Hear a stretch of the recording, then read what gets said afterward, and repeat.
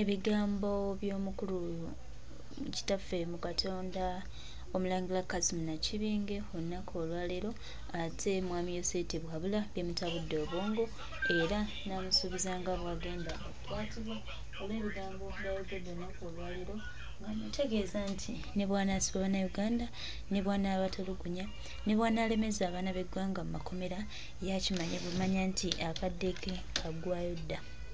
Akimanye bumanya nti akadde ke Bannayuganda tebakyalina mukisa gwonna gwe bayinza kumuwa era buli lunaku olukya basaba batya wabasize era wabazze emabega. Twongera obaddukiza n'obategeeza nti Kyagulanyi Ssentamu Robert Bob Ndekere President of Uganda ku lwa Bannayuganda n'eggwanga lyaffe bingi bijja kyukamu era tusuubira nti nga tukwataganidde wamu nga tulina ekyokuddamu kimu era nga tulaba eggwanga lyaffe nga litambula ligenda mu maaso tuwa kitagenda tuteerera bannansi naddala Bannayuganda abayayana okulaba nga tuba n'enkyukakyuka abayayana okulaba nga Uganda ebeera ey'enjawulo abayayana okulaba kimu kye bakola okulaba nga eggwanga lyaffe litereera era nga tulifunamu ebirungi bingi. Twongere okusaba twongere okwesabira tusuubira nti tujja kufuna eggwanga eddungi. Omulangira Kazim Nakibinge tweyanzizza ebigambo ebirungi.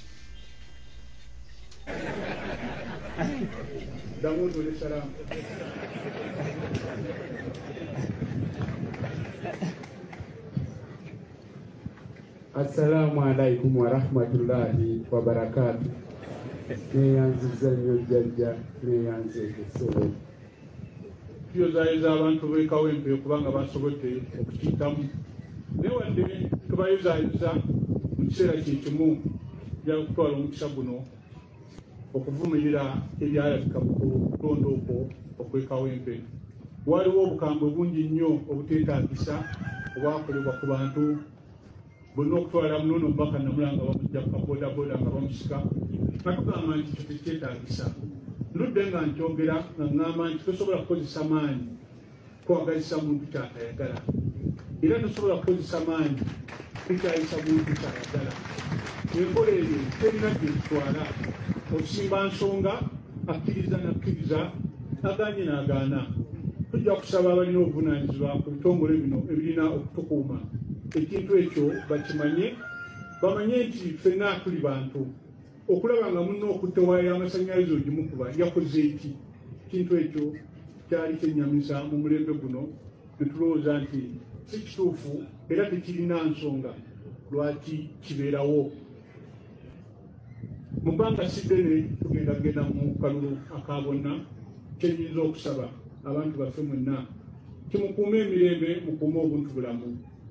Ebintu bino bijja ne bigenda teri nsonga lwaki omuntu obulamu bwe bugenda olw'akalulu kano. Tewali nnyo kinene kijja kukyuka era Uganda ejja kusigalawo. Tujja kusaba nnyo bannaffe mumanye ekintu ekyo naye njagala okutwala omukisa guno okusaasira bonna abaatulugunyizibwa abo abalina ate okubakuuma. Mu ekyo njagala nnyo okusaasira bannaffe bannamawulire twabalaba nga bayisiddwako ejembuya abamu be twasobola okutuukirira batugamba babateekanga mu bumotoka ne babanyigiriza ne babakuba emiggo ne babasuula ekiro ssaawa 7 muno n'omukasuka mu motoka etambula omukutte misana ate ebintu ebyo bannange tebirina kifo mu ggwanga lyaffe Uganda. Naye bannaffe tubasaasira nnyo ab'amawulire naye nga kyenyinza okubagamba kiteri ggulire lisinga bulamu bwo bw'olaba nga ebintu bitabuse eggulire lyesonyiwe kubanga abantu betulina ebo bannaffe ekyo mukimanye kiteri ggulire lisinga bulamu bwo bwe biba nga bitabuse. Era nebaza nnyo bakama bammwe abaasobola okujjayo abamu ne babagamba nti abantu ebyekawempe biveeko tutunulire ebirala balina okulaba okwa waggulu era tube nga ffenna tutambulira awo.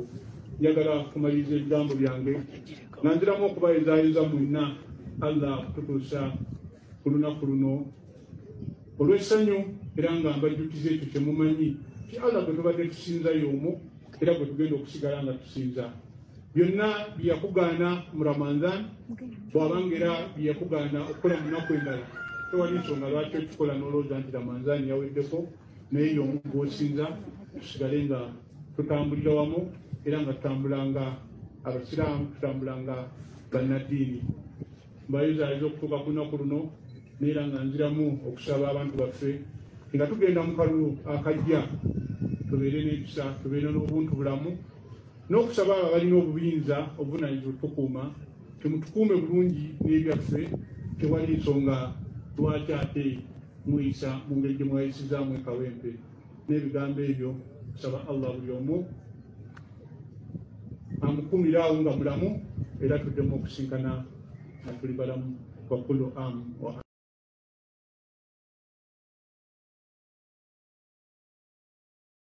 omumbe emmere naye ng'alabise ddamu otole salaamu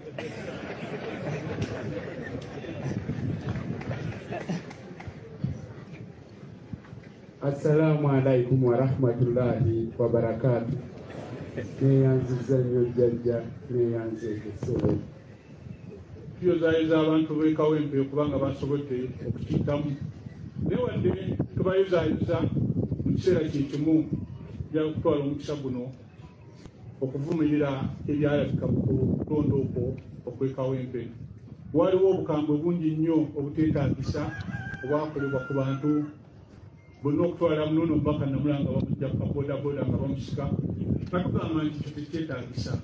Ndudde nga nkyogera nga ŋŋamba nti tosobola kukozesa maanyi kwagazisa muntu kyatayagala era tosobola kukozesa maanyi kukyayisa muntu kyayagala. Enkola eyo terina gyekitwala okusimba nsonga akkiriza nakkiriza aganye n'agaana. Tujja kusaba abalina obuvunanyizibwa ku bitongole bino ebirina okutukuuma ekintu ekyo bakimanye bamanye nti ffenna tuli bantu okulaba nga muno okutte waya y'amasannyalaze ogimukuba yakoze eki.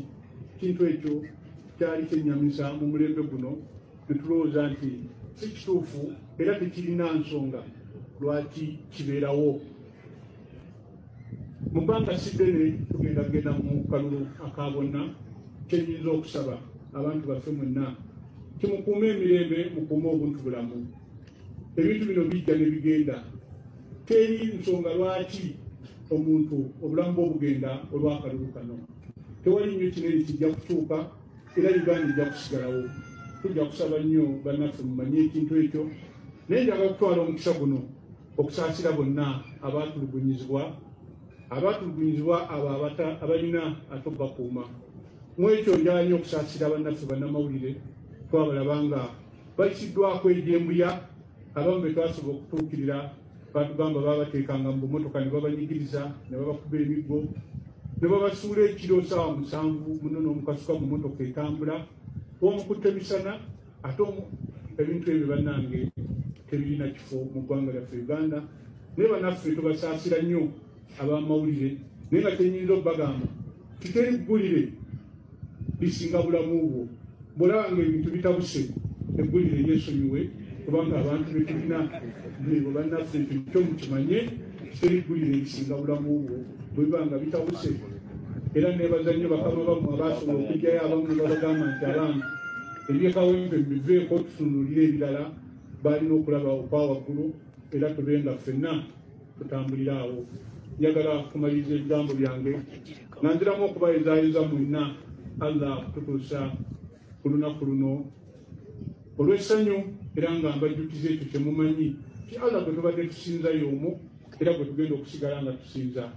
Byonna byeyakugaana mu Ramadhan bw'abanga era byeyakugaana okukola mu nnaku endala tewali nsonga lwaki okikola n'olowooza nti Ramadhan yaweddeko naye y'omu gw'osinza tusigale nga tutambulira wamu era nga tutambulanga abasiraamu tutambulanga bannaddiini. Mbayozaliza okutuuka ku lunaku luno neera nga nziramu okusaba abantu baffe nga tugenda mu kalulu akajja tubeere n'ekisa tubeere n'obuntu bulamu n'okusaba abo abalina obuyinza obuvunanyizibwa tukuuma temutukuume bulungi n'ebyaffe tewali nsonga lwaki ate muyisa mu ngeri gye mwayisizaamu ekawempe. N'ebigambo ebyo kusaba Allah buli omu amukumiraawo nga mulamu era tuddemu okusinkana nga tuli balamu wakulu amu